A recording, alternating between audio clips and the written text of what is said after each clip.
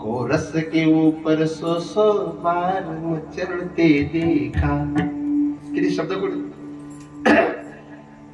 जिनके चरण कमल कमलाते, जिनके जिनके जिनके जिनके जिनके जिनके चरण कमल कमला के कर से ही निकलते देखा, उनको ही कहिल कुंजन में नंगे पैरों चलते देखा, नंगे पैरों चलते देखा. लेकिन क्यों प्रबल प्रेम के कारण, प्रबल प्रेम के बल के कारण. हे नारायण हा साऱ्या विश्वाचा पिता सुद्धा जर कुठेतरी नाचताना दिसत असेल, कुठेतरी अनमानी पायांनी चालताना दिसत असेल. तुम्ही भागवत कथा ऐकली, किती सुंदर प्रसंग आहे. सुनते तोडे चले आए मोहन लगाया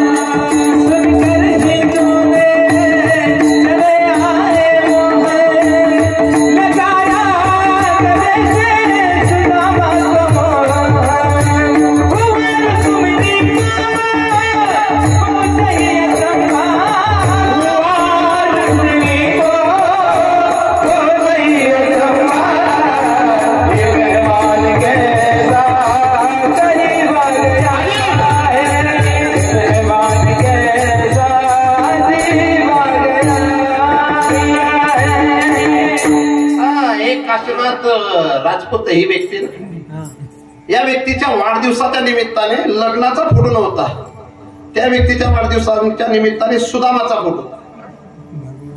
म्हणजे गेल्या वर्षी ती व्यक्ती सुदामा बनली होती ना, तर तो फोटो होता. मी म्हटलं इतका श्रीमंत गरीब का होय.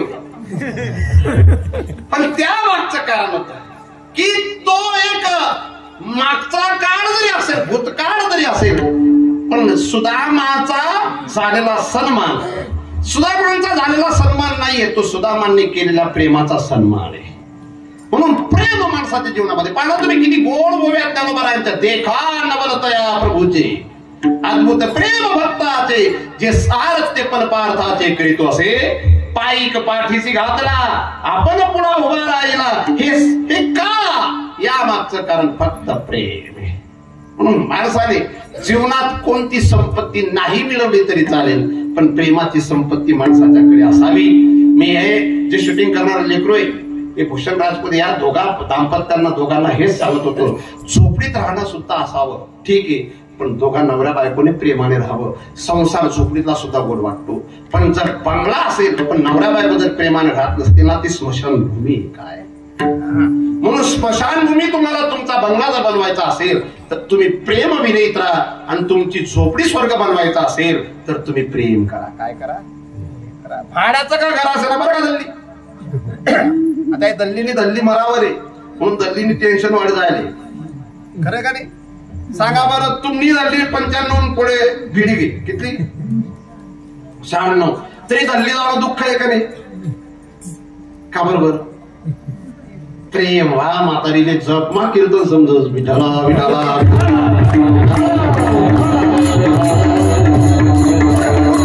माणसाने प्रेम करावं, बाकी काही नाही करावं असं नाही. कर्तव्य शून्य असलेला माणूस मूर्ख आहे, कर्तव्य शून्य असलेला माणूस मूर्ख आहे.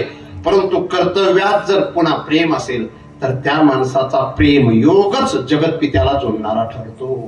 आणि म्हणून जगद्गुरु तुकोबारायांनी प्रेमाची विशेषता दर्शवत असताना पहिल्या चरणामध्ये भ्रमराचा दृष्टांत दिला आहे.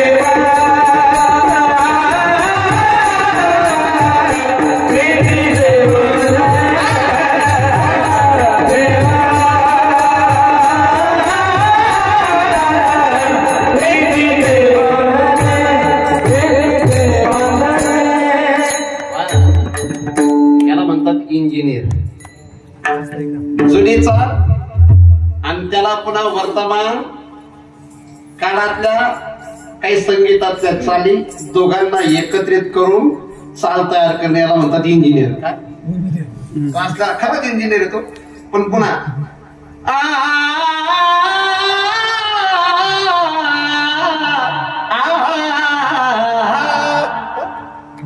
जुनं गाणं येते पण मी सांगणार नाही. आणि नंतर आपला अंतरा जुन्या काळातल्या लोकांना तेना सुटे काही केले जुनी चालेल ना असं म्हणतात. याला विसरू म्हणणं आणि हे बदल केलाच पाहिजे. नाहीतर ते जुनं जुनं नवं नवं ते चालत नाही. नुसतं नवही नको आणि नुसतं जुनही नको. कालाय तस्मै बरं का कोमल बाबू, तुम्ही जुने पण येत आणि नवे पण येत. या माणसासारखा एन्जॉय कोणी करूही शकत नाही आणि या माणसासारखं संस्कृतीचं जोपासणं कोणी करतही नाही. मोचही ठेवते म्हणजे जुना बाणाही आहे. आणि पण जेव्हा टी शर्ट घालते तर कॉलेजचा मुलगा सुद्धा लाजेल इतकी सुंदर चालत विषय. त्यांच्या भावजाई खूप खुश झाल्या. शिव कोणीतरी बापुरे बोलणार.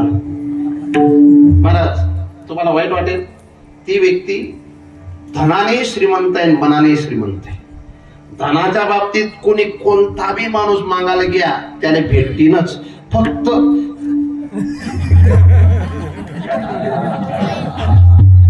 आता विषय केले विनोद नाही काष्टाचा गुमान गोवी भ्रमरा सुमन गोवी.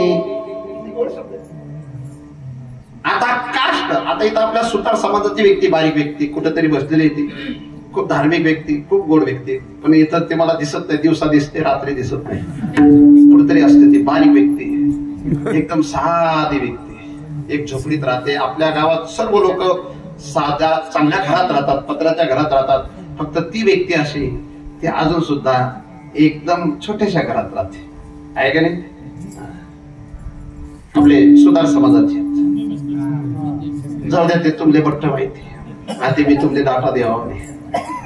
तर सुतार ही जी व्यक्ती आहे, ही व्यक्ती दिवसभरात जे लाकूड पोखरण्याचं काम करते, 12 तास लागतात एखाद्या लाकूडाला म्हणजे पोखर. तुम्ही सुद्धा ते काम केलं नाही तर तेवढंच काम जर तुम्ही भुंग्याला करायला लावलं ना, तो फक्त 2च तासात करून टाकतो.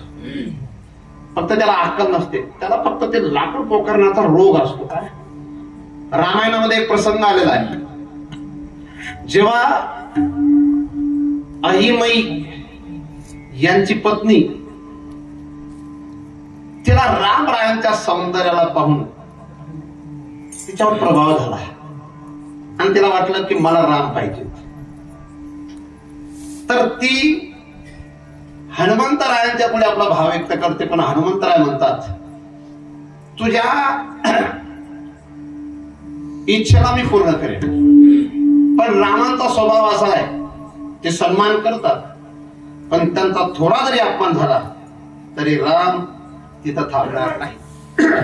इकडे हनुमानजी महाराजांनी रामजींना सांगितलं, जर तुम्हाला अहिमईचा नाश करायचा असेल तर माझी भूमिका तुम्हाला स्वीकारावी लागेल. रामजींना हनुमानजी म्हणतात, तुम्हाला अहिमईच्या पत्नीने जी सजावट केलेली रूम मध्ये त्या पलंगावर तुम्हाला बसावं लागेल. राम म्हटले मी वनवासी, राम म्हटले मी एक बाणी एक पत्नी व्रतधारी, आणि असं मला तू कार्य करायला होतं बाबा, मी करणार नाही. तेव्हा हनुमानजी म्हटले, जर तू केलं नाही, तुम्ही केलं नाही तर मग आपलं युद्ध त्याच्यात आपल्याला विजय कधी भेटणार नाही. हनुमानजी रामजींना सांगतात, तुम्ही फक्त माझ्या ओला होऊ द्या, बाकी पुढचं कोणत्याही प्रकारचा तुम्हाला कलंक लागणार नाही, फक्त तुम्ही हो म्हणा. आणि ज्या अहिमईचं जीवन ज्या भुंग्याच्या आधारावर होतं, त्या भुंग्यांचा मालक पकडला. कोणी? हनुमानजी महाराजांनी, आणि सांगितलं माझ्या रामांनाही काळा डाग लागू नये आणि तिकडे अहिमईच्या पत्नीलाही कोणत्याही प्रकारे मी फसवलं असं वाटू नये.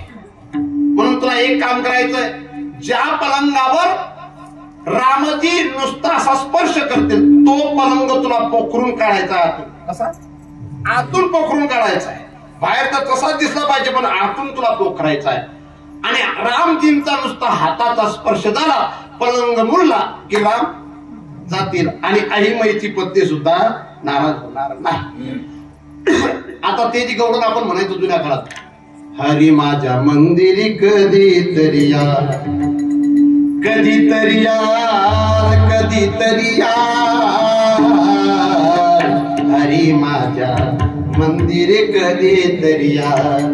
पलंग मी सजविला सेज फुलांचा, पलंग मी सजविला सेज फुलांचा, परिमळ सुगंध घ्या हरी माझ्या. ही आईमाईच्या पत्नीचा भाव बरं का नाथबाबांनी व्यक्त केला. तर तिने सुंदर असा पलंग सजवला, पण इकडे भुंग्याला सांगितलं होतं की तुला मी जीवदान याच्यासाठी दिलंय, त्या आईमाईचं मी बघून घेईन, पण तुला त्याच्यासाठी जीवदान दिलंय आणि ते कार्य पूर्ण करण्याकरता तुला जीवदान आहे. त्याने रात्रभर मध्ये महाराज पूर्ण पलंग असा पोखरून काढला आणि रामजी आले, सुंदर असं स्वागत आईमाईच्या पत्नीने केलं आणि पलंगावर बसा असं म्हटल्याबरोबर पलंग. मला हे का सांगायचंय, सुतार सुद्धा ते करू शकत नाही. सुतार जे करू शकत नाही ते भुंगा करून टाकतो. पण त्या भुंग्याचा एक दोष आहे, तो भुंगा जर कमळ पाकळीमध्ये अडकला तो लाकूड पोखरू शकतो पण कमळ पाकळीला कापू शकत नाही. काय ज्ञानोबरांच्या ओवे ज्ञानोबराय म्हणतात, जैसा भ्रमर भेदी कोळे बलतेची काष्ट कोरडे, पडी कडिके माझी दडे कोवडी, तेथ उत्तीर्ण होईल प्राणे कि ते कमळ तळ चिरुने, तैसे कठीण कोवळेपणे स्नेह दे का. काय सुंदर श्लोक आहेत. रात्री गमिष्यती भविष्यती सुप्रभातम भास्वानुदेश्यती हसिष्यती. किती सुंदर श्लोक आहे. इत्थम विचिंतयति कोशकते द्वैपे हा हंत हंत नलिनी उच्चहारे. हे श्लोकामध्ये एक हत्ती उन्मत्त असलेला तो त्या सरोवरामध्ये येतो आणि त्या सरोवरातील त्या कमळाला असं उपटून फेकतो, खाडतो, तरी देखील त्याच्यात गुंतलेला भ्रमर बाहेर निघत नाही, मरतो पण बाहेर निघत नाही. ते काय कारण असेल? प्रेम. काय अनेक बंधन आहेत, लाखो बंधन आहेत. सोन्याच्या बेडीचं बंधन आहे, लोखंडाच्या बेडीचं बंधन आहे, दोराचं बंधन आहे, ताराचं बंधन आहे. पण ते सर्व बंधन कोणत्या ना कोणत्या शस्त्राने कापले जातात. पण प्रेम बंधन असे, त्या बंधनाला कोणीच कापू शकत नाही. किती सुंदर आहे. बंधनाने खलु संती भवनी प्रेम बंधन दृढ उच्यते, दारू भेद निपुणोपी षडंग्रे निष्क्रिय भवती, पंकज कोशे विठला विठला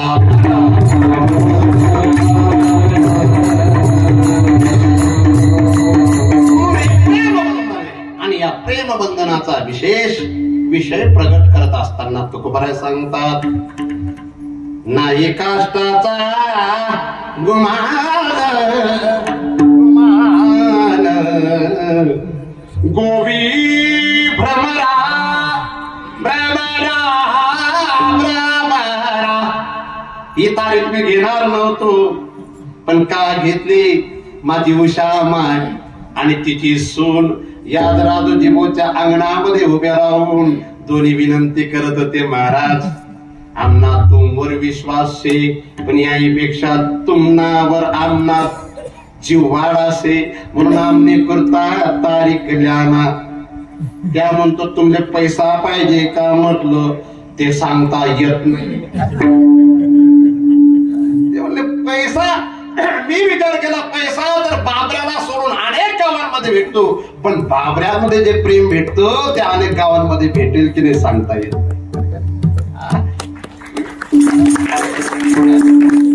तुम्ही कोण कदम बटेले कच्चा बी बसेले तका त्या सर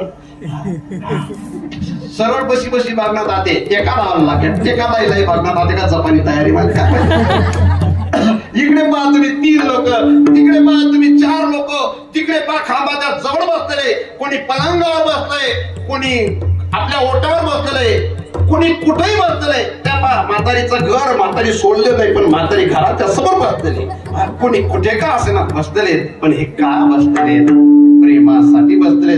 वास्तविक या 3 इसले काहीच समजेल नाही ना. इकडे रे तू पण इकडे तू पण असं आहे. खरं सांगा तुमले काय समजेल कृष्णा मी काय बोलतोय बरं कशावर बोलतोय हा कीर्तनावर बोलतोय का हा कीर्तनावर मी कशावर बोलतोय तुला काप्या पुरा काय तू तू मागणं का ते गोड तू मी कशावर बोलतोय कीर्तनावर दाखव अहो कीर्तनावर अहो प्रेमावर अहो कीर्तनावर. पण मी काही विचार करा बरं का मागला साल लगून या अर्धा किलो कच्चा मासा खायचा आधी कीर्तनावर तर बोलायला लागेल कीर्तनावर तर बोलायला लागले काय का असे ना पण हे सर्व प्रेम आहे काय जर माणसाला माणसाच्या जवळ टिकून राहणे असेल तर पैसा विशेष नाही माणसाच्या जवळ माणसाला टिकून राहणे असेल तर काय विशेष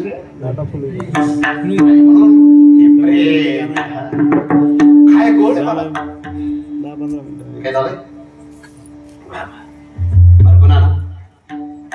प्रेम माणसाच्या जीवनामध्ये असलं तर कुठेही माणूस पोचून जातो. किती गोड शब्द आहेत पण हे प्रेम न टिकून देणारा हा भ्रमरच आहे. भ्रमर या शब्दाचा अर्थ एक होतो मन. काय अर्थ एक भ्रमर असा आहे तो देवाच्या चरणांना सोडतच नाही आणि एक भ्रमर असा आहे तो देवाच्या जवळ जायला तयार नाही. संतांचं मन रूपी भ्रमर असा आहे तो देवाचे चरण सोडायला तयार नाही आणि जीवाचा मन रूपी भ्रमर असा आहे तो भौतिक पदार्थांना सोडत नाही. विठाला विठाला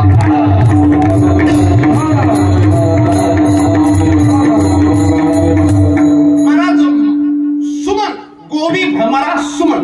आता शास्त्रामध्ये 8 प्रकारचे सुमन सांगितले. किती सुमन नावाची बाई वेगळी. सुमन या शब्दाचा अर्थ होतो जे फुल असतं त्याचं नाव सुद्धा सुमन आहे आणि सुमन या शब्दाचा अर्थ होतो ज्याचं मन चांगलं ते. म्हणून ज्ञानोबा सांगतात जयाचे चोखटे मानसी मी होऊन असे क्षेत्र संन्यासी जया निजल्या ते उपासी वैरागे. सुमनवाणी शुद्धमती अनिंदक अनन्य गती पै गोप्य ही तया प्रती चावडी दे सुखे. पण 8 प्रकारचं सुमन बेटी बरं का परी इकडे किती प्रकारचं सुमन आहे इकडे किती प्रकारचं 8 प्रकारचं. कोणतं कोणतं मी सांगतो.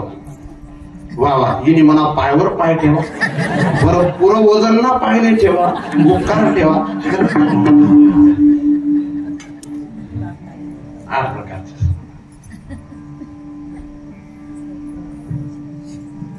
सत्य सुद्धा सुमने इंद्रिय निग्रह सुद्धा सुमने दया सुद्धा सुमने श्रम सुद्धा सुमने तप सुद्धा सुमने. लक्षात येत आहे ना हे सर्व सुमन आहे. हे सर्व देवाला अर्पण करणारे सुमन आहेत बरं का. सुनंदा बाई कुठे सुनंदा सुनंदा वेगळी आणि सुमन वेगळं बरं का. जुगल महाराज अहो शूटिंग करणार परिणाम रास तू वाटेल उभी राहशील का मी हिला काबर उठवत असतो माहिती का हिम्मत समोर जपिली त्यामुळे उठालं बरं का. आबा नाही सुमन तुमच्या पत्नीचं नाव काय राधा प्रेम दिदीनं नाव काय छाया. वा वा आई व्यक्ती ते गाणं त्यामुळेच मला लावतो बरं शीतल तुझी छाया.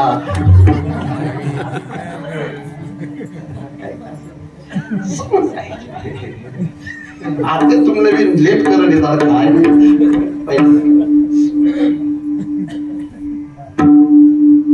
ते असे 8 प्रकारचे सुमन. पण आहे किंवा आमचं मन जो भ्रमर आहे तो कायम दुसऱ्याच रस्त्याने जातो बरं का बापू. कसा जातो म्हणून तर ज्ञानोबा आहे त्याच्याविषयी गातात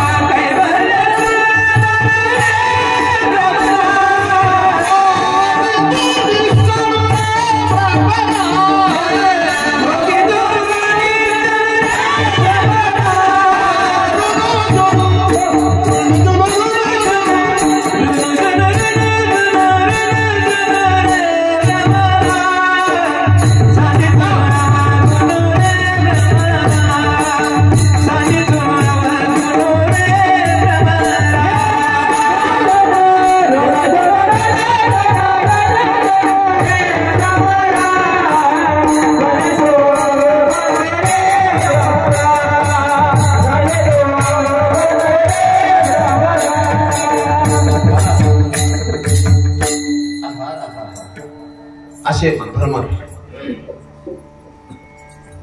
7 सुमंगल गोष्टी. किती? 7. किती गोष्टी? आज किती वाजेपर्यंत कीर्तन ऐकणार तुम्ही? आपले 2 मजली बिल्डिंग वाले 11 11:30 म्हणजे 11 जाऊन सांगा ना मग. 11. कसं आहे प्रभू मी तुमच्याशी कीर्तन करत असताना एकटा कीर्तनकार म्हणून कीर्तन करते संवाद करायला आवडतं म्हणून मी मध्ये मध्ये बोलायला लावतो. बरं काही काही ठिकाणी एकटाच कीर्तनकार नाही श्रोते एकटेच असतात त्याच्यामुळे ते कीर्तनात लिंक लागलं. सुधा साधू सुरतरू सुमन सुपल सुहावनिबा तुलसी सीतापती भक्ती सगुण सुमंगल सात. हे सुमंगल आहे 7. पहिली सुधा. सुधा म्हणजे अमृत. साधू म्हणजे महात्मा. सुधा साधू सुरतरू कल्पतरू. सुधा साधू सुरतरू सुमन. सुमन म्हणजे चांगलं फूल. धोत्रानं फूल भगवानला आवडत पण त्यापेक्षा अजून बरेच दुसरे फूल आहेत. सुधा साधू सुरतरू सुमन सुफल चांगलं फळ. सुहा वनिबात चांगली गोष्ट. तुळसी सीतापती भक्ती रामांची भक्ती ही सुद्धा एक सुमन आहे किंवा हे सुद्धा एक सुमंगल आहे.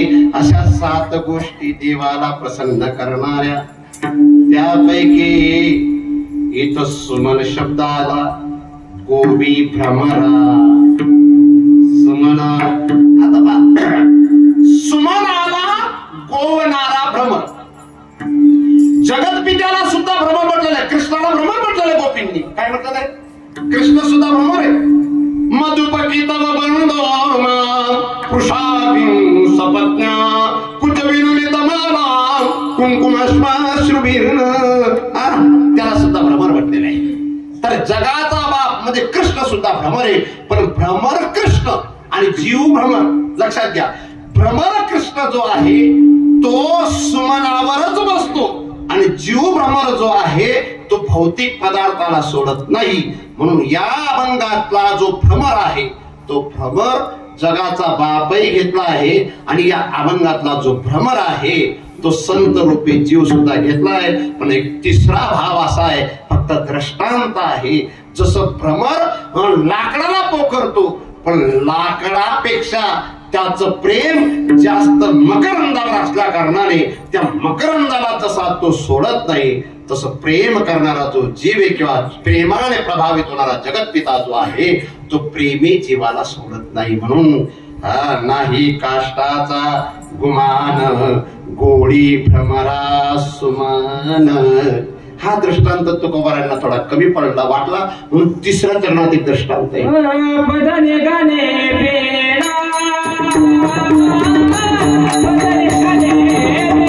Bye.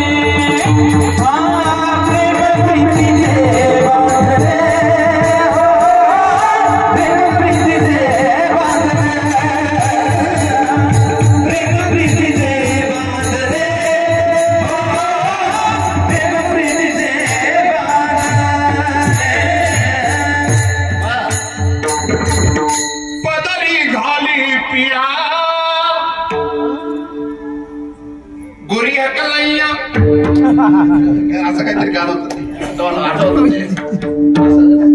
पदरी गाली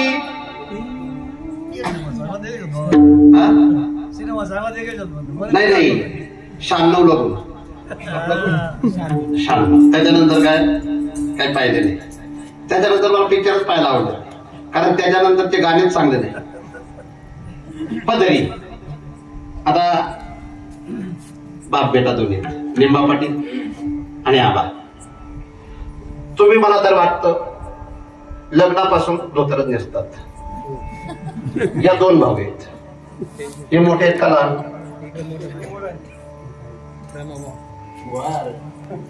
मोठा जास्त गरीब राहत पण दाखला आगाव राहत. तुम्हाला धोतरले कोण जास्त पिढा मारेल काय? आबा तुम्ही या वयात सुद्धा या दोघांपेक्षा सक्षम दिसतात. तुम्ही यांच्या वयामध्ये किती स्ट्रॉंग असणार खरे काय? पण भाव असा आहे, जर या लेकराने तुमचा धोत्राचा पदर पकडला असेल, ते लेकरू 2 वर्षाचा असेल, 5 वर्षाचा असेल, 7 वर्षाचा असेल, त्याने जर तुम्हाला म्हणजे आता ते लेकरू त्या काळात तुम्हाला आता हा कार्यालय शब्द माझ्या जिभेला शोभत नाही, पण ते आपण तुम्ही किती वर्षाचे येतात? 50. तुम्ही जेव्हा 5 वर्षाचे होते म्हणजे 45 वर्षापूर्वीची घटना सांगतो. हे लेकरू तुमच्या धोत्राला असा पिढा मारत असेल आणि सांगत असेल आबा घर सोडून जावा नाही. तुम्ही या लेकराला एका मिनिटात बाजूला करू शकत होते, पण तेव्हा त्या लेकराच्या हट्टापायी तुम्ही थांबले नाहीत का? का बरोबर?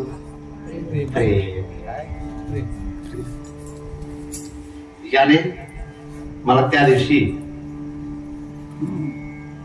ते गाणं अतुलने गायले का? अजय मी 4 दिवसापूर्वी आपले सटाणे आबा यांच्याशी बोलता बोलता मी ते असं गाणं बोलत होतो.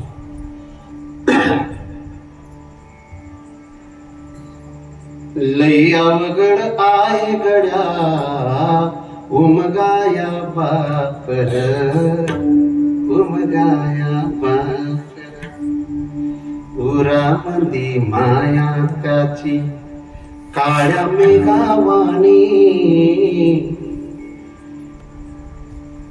किती गोड शब्द. उरामध्ये माया त्याची काळ्या मेघावाणी, दाखविना कधी कुणा डोळ्यात पाणी.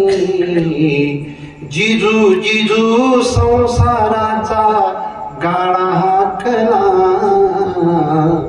ओटामंदी हासू जरी कना वाकला.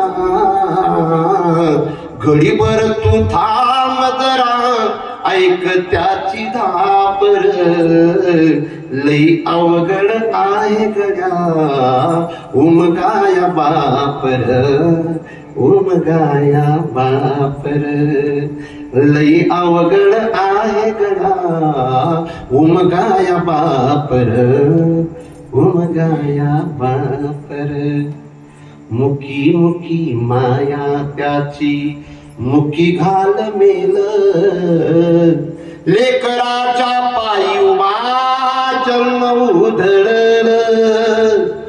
मुकी मुकी माया त्याची मुकी घाल मेल, लेकराच्या पायी उभा जन्म उधळल. आधाराचा बड जणू वाकल आबाळ, याच्या विना पाचोडा जिनरानो माळ, जिनरानो माळ.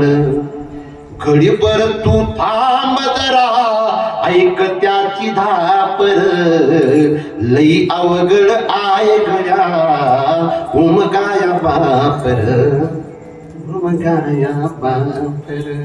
तुम्हाला म्हणते का?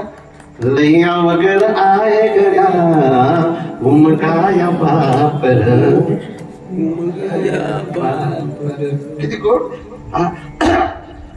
किती जरी लावल तू आभाळाला हात किती जरी लावलं तू आभाळाला हात चिंता तुझी जन्मभर त्याच्या काळजात चिंता तुझी जीवनभर त्याच्या काळजात वाच त्याच्या डोळ्यातली कधी कासावीसी तुझ्या पाजी राबाराबी आहे त्याची खुशी आहे त्याची खुशी घडीभर तू थांब कस ऐक त्याची धाप लय अवघड आहे गड्या उमगाया पाप उमगाया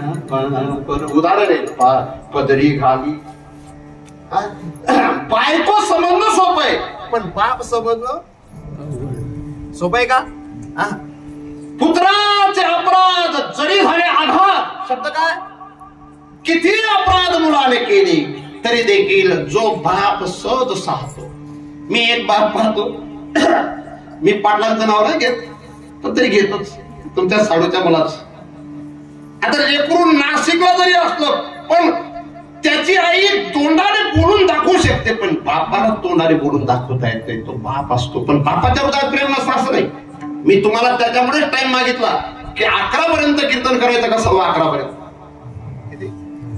कारण मला बाप सांगायचं आहे कारण ज्या मुलाने मला बाप सांगायला आला याचं नुसतं नाव आहे पण ज्या मुलाने मला बाप सांगायला आला त्याच्या हातात मोबाईल कारण त्याने त्याचा बाप 5 वर्ष वय असताना गमावलेला आहे त्याचा बाप त्याला प्राप्त नाही म्हणून मी सुद्धा 99 मध्ये माझा बाप शेवटचा श्वास घेताना पाहिलेला आहे आनंदीतनं मी रात्री 2 वाजता चिमटाण्यावरून पायी गेलो होतो आणि त्या काळात रस्ते सुद्धा नव्हते असा तो काळ पण मी त्या गांगेश्वरला असा ती पाठच्या चारीतच पायी चालत आलो होतो रात्रीला आणि बापाच्या समोर जेव्हा 2:15-3च्या दरम्यान मध्ये पोहोचलो तेव्हा माझा बाप 30 दिवसापासून त्या बापाने अन्न खाल्लेलं नव्हतं पण माझ्या बापाने मला पाहिल्याबरोबर त्या बापाच्या चेहऱ्यावर तेज आल्यासारखं वाटलं होतं कारण ते बापाचं गुप्त प्रेम असतं कसं आहे बाप महाराज 15 एकर जमीन आपल्या मुलाच्या नावे करत असताना कोणत्याच प्रकारचा संकोच करत नाही पण बापाला 2 टाइमची भाकर खाऊ घालताना ज्या मुलांना लाजा वाटत असतील ना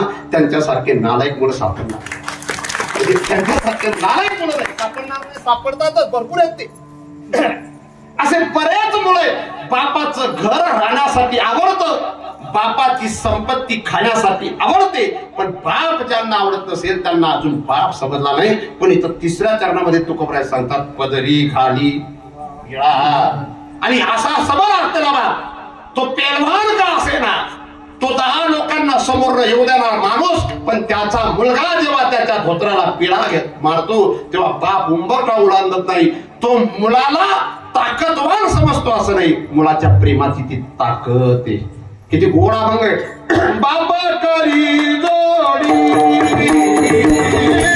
बाप करी जोडी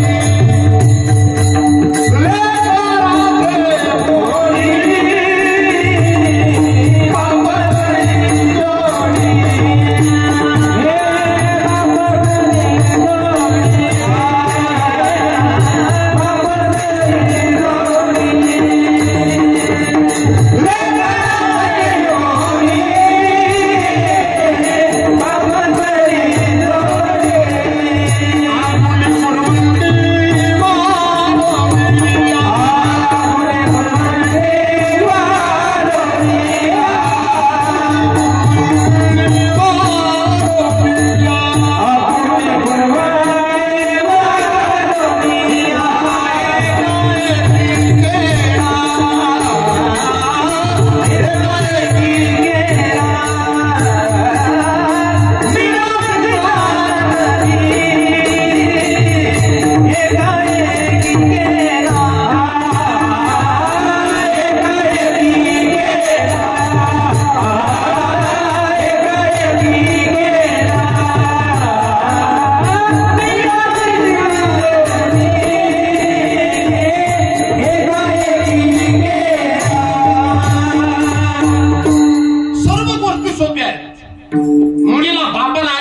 देताना काही भीती वाटत नाही.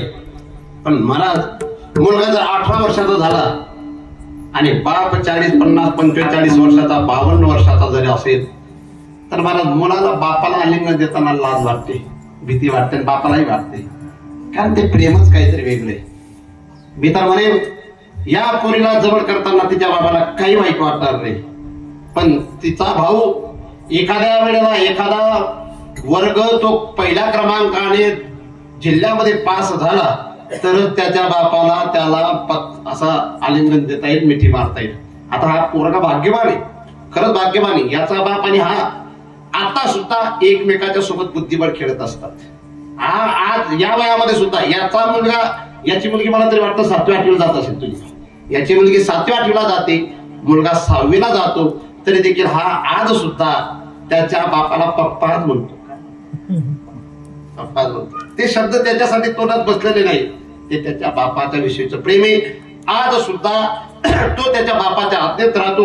म्हणून तिसऱ्या व्यक्तीजवळ त्याला अपेक्षा आहे की माझ्या मुलाच म्हणजे माझ्या पप्पांनी माझं वर्णन लोकांच्या समोर करावं. पण जो बाप लोकांच्या समोर आपल्या मुलाचं वर्णन करतो तो लबाड बाप समजायचा. कोणता बाप? लबाड बाप. नाही ते दुसरी बायको करेल बाप समजा. तुमच्याकडे बरं का? हो माय, मी जिकडे हात जोडला ते वेगळं कारण आहे.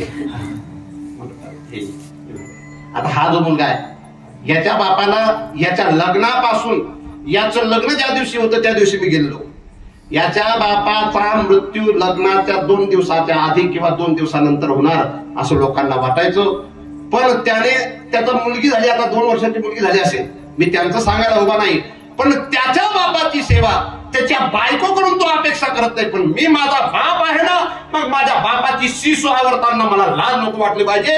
त्याच्या बापाला पायाला जखम झाली, डायबिटीस आहे, आणि डायबिटीस असलेल्या माणसाच्या पायाची जखम तिचा थोडा दुर्गंध पण येत असतो, तरी देखील तो मुलगा त्याच्या बापाची मनापासून सेवा करतो. जरी त्याला ती सेवा करत असताना नाकात वास जात असताना थोडस वाईट वाटत असेल, पण गल्लीतले लोक, गावातले लोक त्याचा बाप गेल्यानंतर किंवा त्याचा बाप असताना लोकांना आदर्श दिल्याशिवाय राहणार नाहीत की हा मुलगा आहे, जयपाल नावाचा मुलगा आहे, तो मुलगा आजही बापाच्या पायातली घाण काढताना कोणत्याच प्रकारचा संकोच करत नाही असं. आणि त्या बापाला जे जगावं वाटत असेल ना, ते जगण्याचं मागचं कारण फक्त माझा मुलगा जर माझी इतकी मनापासून सेवा करत असेल तर त्याला आशीर्वाद देण्यासाठी मी का जिवंत होऊ नये. आणि म्हणून कधीतरी मुलाने बापाचा या भावनांचा आदर आणि कदर केली पाहिजे. आणि हे दिसतंय. पण बाप कसा असावा, बाप कसा नसावा, मुलगा कसा असावा, हे थोडेसे 12 मुद्दे सांगतो. किती झोपणार नाही ना? झोपी घाते मी समजिले उल्ल कीर्तन 31 तारीख न रद्द. कारण रंजूबाई आली पाहिजे नाही मला माहिती, त्याच्यामुळे मला काय देवाला कोणी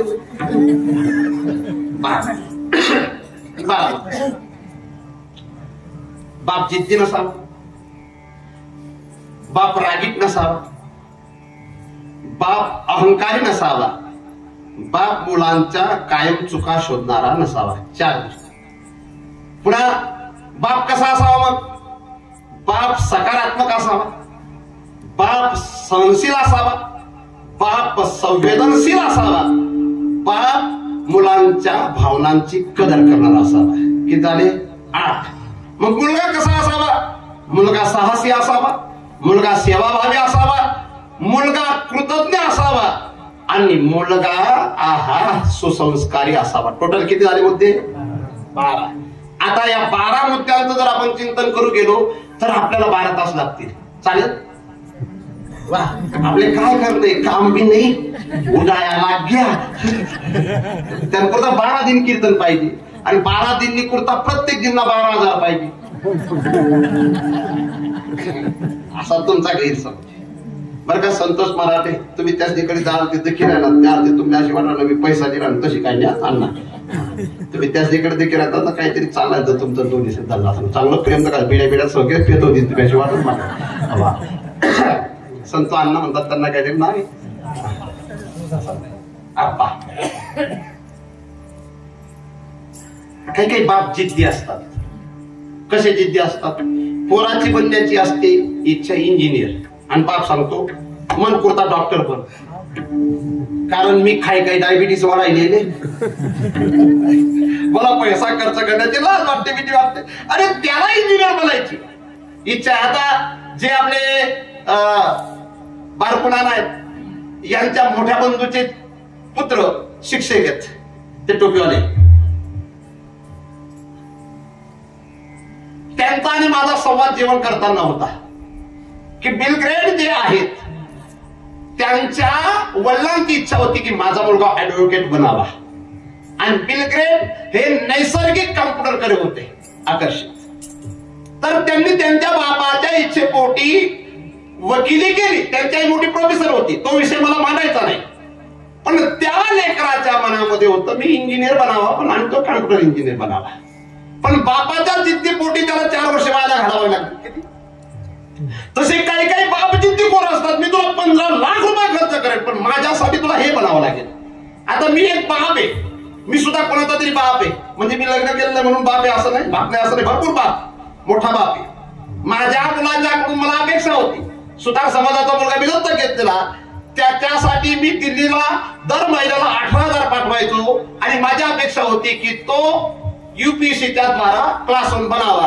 पण त्याला बनायचं होतं राजकारण. काय मी त्याच्यासाठी 10-12 लाख रुपये खर्च केले, पण तो आता जरी तो MSc अग्री झाला असेल, त्याने लातूरला शिकवलं सुद्धा होता, पण त्याला ते पण आवडत होतं. जसं तुमच्या मुलाला फोटोग्राफीचा शौक आहे, तुमच्या मुलाला ऍक्टिंग करण्याचा शौक आहे, आणि तुम्ही जर त्याच्याकडून इंजिनियर बनण्याची अपेक्षा केली तर तुम्ही जिद्दी बाप आहे. कसे मी सुद्धा तो एक बाप म्हणून पाहिलेला आहे. आणि दुसरा, इतकं मुलांच्या भावनांचा एवढाही आदर करणार नसतो. मी बापाची व्याख्या करत असताना सांगत असतो, बाप तो नाही मुलाने 1 रुपया मागितल्यानंतर 10 रुपये देणारा, बाप तो नाही मुलाने छोटी वस्तू मागितल्यानंतर मोठी वस्तू देणारा, बाप तो नाही मुलांच्यासाठी सर्व सुविधा करणारा, बाप त्याला म्हणावं वेळेनुसार मुलाला काय पाहिजे हे जाणणारा. त्याचं नाव काय? योग्य वयात योग्य वेळेला काय पाहिजे झोपलेलं ना, म्हणून जिद्दी बाप ना. बारकुणाला तुम्हाला धरला कसा आहे? जिद्दी जिद्दी कसे मग बारकून म्हणून पुढे बसेल मागितले उठी धरला धरला म्हणतात जाऊ दे बा, ते कोरेचा जमाना बाबा जिद्दी नसा, बाबा रागीटही नसा. काय लक्ष्मणांना तुम्ही कशा आहात बरं, रागीट आहेत का प्रेम म्हणत मान्य वाटत तुम्ही कशा आहात,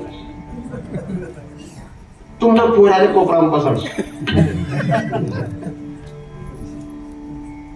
बाप, तुम्हाला बाप कसा आहे? साधा सर. वा वा. तुम्हाला दल्ला कसा आहे? पण आई तुमले विचारलं, तुमच्या बाईचं जर विचारलं दुसरं सांगतील त्या दल्ला आठतीस आहे, दल्ला कोणा ऐकले नाही. खरं जे एक दिन दल्लाने मी सांग दल्लाने सुनले सांग दल्लाने सुनले ऐकवी ना, पण दल्ला दुसरे दिन ते आंध्रकांत धोताना दाखायला. कधी कधी काही काही दल्ला असा गरीब राहतो, तुम्ही नाही मला दुसरा दल्ला सांग त्या लोकेच किती कामे करतो. आई दल्ली बी तशी, दल्ली बी तशी. आपण आई कधी माहिती जाऊ दल्ली भांडा कसरताना अंगणमा सापडत लोक जे सांगायला पाहिजे ही आई दल्ली ना सुना लाजा वाटायला पाहिजे. आई खुशाला सांगत मग दल्ली भांडा कसरानी आणि सुना खुशाला बजार मारायला अशी सीमा अक्का नको वाटायला पाहिजे. माझा विरोध नाहीये, पण दल्ला असो अथवा दल्ली रागण्याला म्हातारी कसा रागी ती आता अन्नादीन जपले नाही म्हातारी जाऊ द्या. बाप जिद्दी नसावा, बाप रागीटही नसावा. अशोकराव तुम्ही जे मला जी स्माईल देतात ती तुमच्या मुलाला देतात, तुमच्या बायकोला देतात.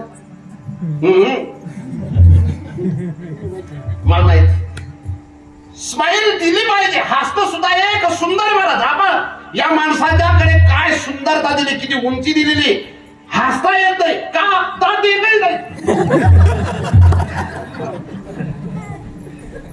रागीन बाप नको, जिद्दी बाप नको, आणि अहंकारी बाप तर अजिबात नको. काही काही बाप मुलांच्या बाबतीत बोलत असतात, अहो बाप निघत बापच सांगतो मी. अरे तू बाप कावा व्हायले, तो व्हायले पण तू बाप अहंकारी बाप.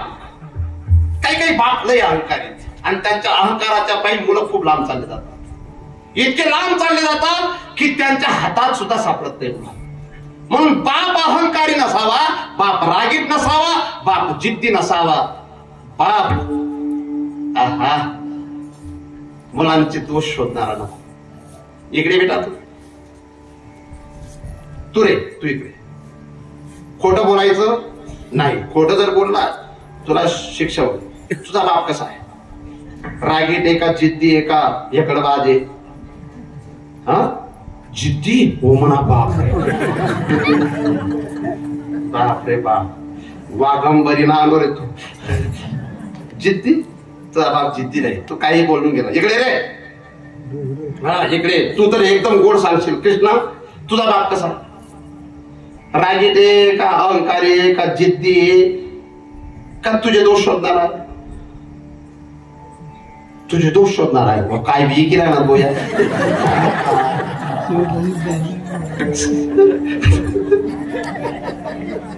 त्याची म्हणून शेवटलं ते आपलं. इकडे रे तू, इकडे. तू जाणकार थोडासा. इकडे इकडे बेटा. हा इकडे. आता तुम्हाला बरोबर सांगशील. इकडे. हा पोरगा जाणकार. मी तुझ्या बापाची बदनामी करायला आलो नाही आणि तुझ्या बापाच्या बाबतीत तू खरं तेच सांगशील मला. शिवा कोणता मुलगा आहे तुम्हाला माहिती? तुझ्या बापाच्या चांगल्या गोष्टी कोणत्या आणि वाईट गोष्टी कोणत्या ते मला सांग. चांगल्या 2 सांग आणि वाईट 1 सांग. प्रेमळ आहेत आणि लवकर सांग. 11 वाजता होणार. आणि वाईट गोष्ट कोणती त्यांची? काय भारी पोरगा आहे बघ, बापनं नाव कमाई. हे गाव नाही. शेवटी तो आपला गावना नाही ना, पाहुणा पै येलेत त्या. समजेल? बाहेर गोड पोरगा आहे. धन्यवाद. टाळी वाजवा त्याच्यासाठी. असं बाप जिद्दी नको. माझा बाप जिद्दी नव्हता, पण माझा बाप रागीट नव्हता. माझा बाप मला रागीट वाटत असेल, माझा बाप मला जिद्दी वाटत असेल. काही काही नालायक मुलं असेल. झोपल्यानंतर तुम्ही इतके भयानक आहेत, इतके नालायक आहेत.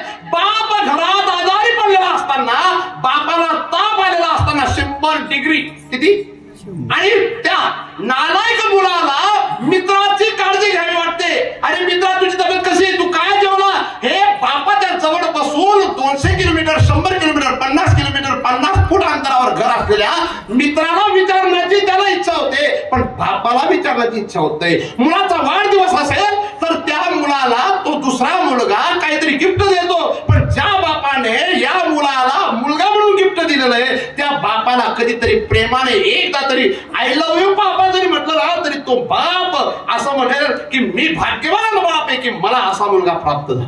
पण बरेचसे मुलं असेल त्यांना बापाच्या जवळ प्रेम व्यक्त करावं वाटत नाही. एखाद्या शंभऱ्या मुलीच्या प्रेमात फसले की तिच्या पुढे प्रेम व्यक्त करावं वाटतं, पण बापाच्या पुढे प्रेम व्यक्त करावं वाटत नाही. झोपलेलं आहे का राग आला? तुम्ही कित लादी जपशाल तरी मी उठार असतो. बाप कसा पाहिजे हे मला तुमच्या पुढे व्यक्त करायचंय. बाप सकारात्मक पाहिजे. कधी कधी बाप सकारात्मक पाहिजे. भूतकाळातल्या गोष्टी वर्तमानात जास्त जाणारा बाप त्याला मी भूत म्हणत असतो. काय? भूतकाळातल्या गोष्टी भविष्याची चिंता कायम व्यक्त करणारा त्याला मी बाप म्हणत नाही, मी त्याला भूत म्हणतो. बापाने कायम सकारात्मक असावं. अरे बेटा मी फाटका कपडा घालेल ना, मी फाटका बन्यान घालेल, माझ्या पायातले बूट मी लागल्यास 1 वर्ष वापरणार नाही, पण तुला जर इंजिनियर बनायची इच्छा असेल फक्त माझं नाव तुला कमवायचंय, मला खाली मान घालावी लागेल असं तुला वागायचं नाही.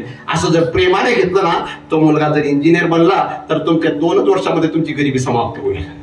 पण सकारात्मक बाप पाहिजे. कसा पाहिजे? सकारात्मक बाप पाहिजे. संवेदनशील बाप पाहिजे. संवेदना जाणणारा पाहिजे. मुलगा डिप्रेशन मध्ये आहे का डिप्रेशनचा बाहेर आहे, मुलाला आपलं बोललेलं आवडतंय का लेक्चर म्हणून ऐकतोय, अशा प्रकारचे आपल्याला त्याचे भाव समजले पाहिजे, त्याची संवेदना समजली पाहिजे, त्याला बाप म्हणावं. तो स्नेहशील पाहिजे. अरे मित्रांच्या मध्ये बसून 2-2 तास गप्पा झोडण्यापेक्षा कधीतरी मुलाच्या जवळ 1 तास बसावं, डोक्यावरून हात फिरवावा आणि मुलाला कधीतरी त्याच्या भावना विचाराव्यात. काय रे बेटा मी तुला वेळ देत नाही, तू नाराज होतो का? मी तुझ्या जवळ बसत नाही, तू नाराज होतो का? मी तुला कधीच विचारणा केली नाही, मी तुला पैसे पुरवले रे, मी तुला सर्व काही सुविधा पुरवतो, पण मी तुला वेळ देत नाही, तुला वाईट वाटतं का? असं जर विचारणा केली आणि मी मित्र म्हणून तुला विचारतोय, तू नाराज नको हो, मला मोकळ्या मनाने तू उत्तर उत्तर दे. मी आज तू कोणतंही उत्तर दिलं तरी मी तुझ्यावर नाराज होणार नाही. त्या दिवशी तुमचा मुलगा तुमचा गुन्हाही सांगेल आणि तुमचा दोषही सांगेल. बाबा तुमच्याकडे चांगल्या गोष्टी आहेत पण तुम्ही कधी कधी आमच्या काही गोष्टी ऐकून घेत नाही म्हणून तुम्हाला या गोष्टी सुद्धा स्वीकाराव्या लागतील. त्या दिवशी खरं तुमच्या श्रावण बाळाच्या जीवनाची सुरुवात होईल. लक्षात ठेवा श्रावण बाळ तुमच्या जीवनात पाहिजे पण तुम्ही सकारात्मक पाहिजे, तुम्ही स्नेहशील पाहिजे, तुम्ही मुलांच्या भावनांची कदर करणारे पाहिजे. आता मुलगा कसा असावा हे तुमच्या पुढे व्यक्त करतोय. मुलगा साहसी पाहिजे. घर सोडताना तो 3-4 वेळा सांगतो मम्मी जाऊ का नको, मम्मी जाऊ का नको. आता ह्या पोराला मी 10 दिवसापूर्वी घेऊन जाणार होतो, 15 दिवसापूर्वी, पण त्याने अचानक मला नाही सांगितलं. साहसी नसावा असं नाही, साहसी असावा. 16 वर्षाच्या वयात एका मुलाने तिथं भगव्याची स्थापना केली. तोरणावर तोरण बांधलं. किती वर्ष वय होतं त्या लेकराचं? 16. का त्याने तोरणावर तोरण बांधलं? त्या लेकराच्या मनामध्ये आईने साहस भरलेला होता. ते लेकरू एक लेकरू गवताच्या भाकरी खातं कारण त्याच्या आईने त्याला साहस असतील तर त्या बापाची त्या आईची सेवा करताना लाज वाटायला नको. सेवा व्हावी पाहिजे. मुलगा संस्कारी पाहिजे. मुलांच्याकडे कपडे भरपूर आहेत, मुलांच्याकडे 50-50, 25-25, 40-40 हजारचे मोबाईल आहेत पण मुलांच्याकडे संस्कारांचा अभाव आहे म्हणून संस्कार सुद्धा पाहिजे. आणि शेवटी ज्या बापाने आपल्याला एवढं दिलेलं आहे त्या बापाविषयीचा कृतज्ञ भाव सुद्धा पाहिजे. अशा 12 गोष्टी जर आपल्या जीवनामध्ये पिता पुत्राच्या मध्ये असल्या ना तर हा अभंग आणि या अभंगाचं 3रं चरण नक्कीच सार्थक झाल्याशिवाय राहणार नाही.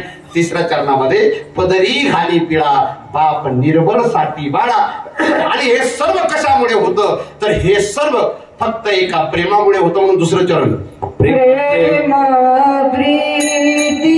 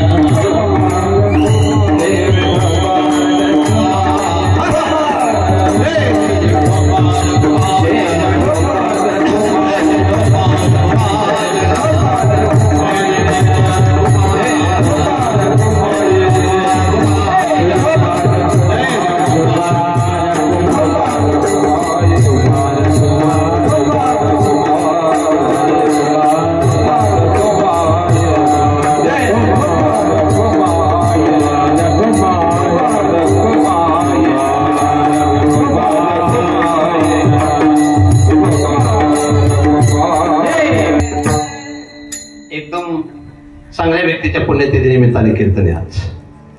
आमचे बारकू नाना असं म्हणतात ते विनेकरी होते. कीर्तनात सप्ताह असला की ते विनेकरी होते. काही होते नाही आपले मोटर वाइंडिंग करणारे अण्णा साहेब अजय सिंग अण्णा यांचे वडील काय होते? विनेकरी होते. मी या लेकराकडून 2 वर्षात काही मागितलं नाही पण आज मी मागणार आहे. भाऊ खेळत आम्ही जातो कशी लाजी गए लाज लेके माया आता कोण खाणं पिणं बंद ना तू खात नाही ना पितो का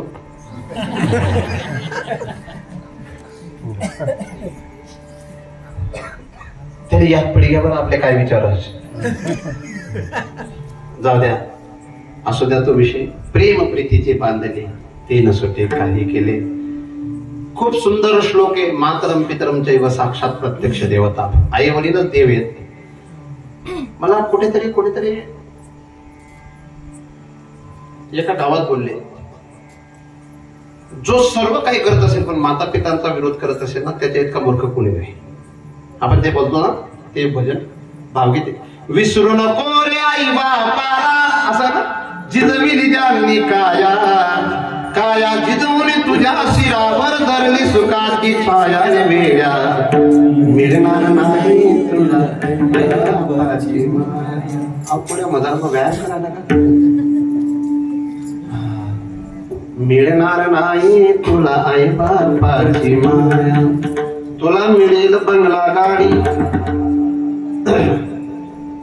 मोटार गाडी खेती बाडी आई बाप मिळणार नाही ही जाण राहू दे थोडी म्हातारपण त्या आई बापाला लावशील भीक मागाया रे वेड्या मिळणार नाही तुला आई बापाची माया मिळणार नाही तुला आई बापाची माया म्हणून माय बापावर प्रेम आणि माय बापाविषयीचा जिव्हाळा तुम्ही कायम ठेवा म्हणजेच हा अभंग सार्थकी लागेल बरं का बेटा काही काळ असे ना तू माळकरी नको बनू पण बाळपणानंतर अशीच पुण्यतिथी कर असं मी सांगणार नाही पण माळकरी बनल्याशिवाय करू नको उषा अक्काची स्वप्नपूर्ती होईल तू जर माळकरी झाला तर उषा अक्का तिला 31 वर्षापूर्वी वैधव्य प्राप्त झालं पण तिचा हा मुलगा जर माळकरी झाला तर ते वैधव्य सर्व विसरून ती म्हणेल की माझा मुलगा माझा पतीच्या संस्कारांचं एक रूप आहे म्हणून टाकून घ्यायची मला बरोबर नुसता आपली मागणी केली फायदा नाही असो झालेले सेवा प्रभूंच्या समर्पित करतो याच ठिकाणी सेवेला पूर्णविराम येणारा 15 तारखेला 15 ना येणाऱ्या 16 तारखेपासून येथून मागच्या वर्षी सुद्धा पायवारी गेली होती कुठे आंबनेरला सकाराम महाराजांच्या भेटीसाठी तर ज्यांना पंढरपूर सारखा 2-3 दिवसाचा प्रवास आहे ज्यांना वारीला जावं वाटलं त्यांनी जावं कारण रस्त्यावर सर्व व्यवस्था आहे सर्व नियोजन व्यवस्थित केलेलं आहे सर्व ग्रामस्थांना विनंती की सर्वांनी वारीला जावं एवढंच ना बाकी जास्त मोठं लिहिलेलं नव्हतं ते जास्त लिहिलेलं असलं की मला लक्षात येत नाही म्हणून एवढंच होतं एवढं तर असो झालेले सेवा प्रभूच्या चरणी समर्पित याच ठिकाणी सेवेला पूर्णविराम ज्ञानेश्वर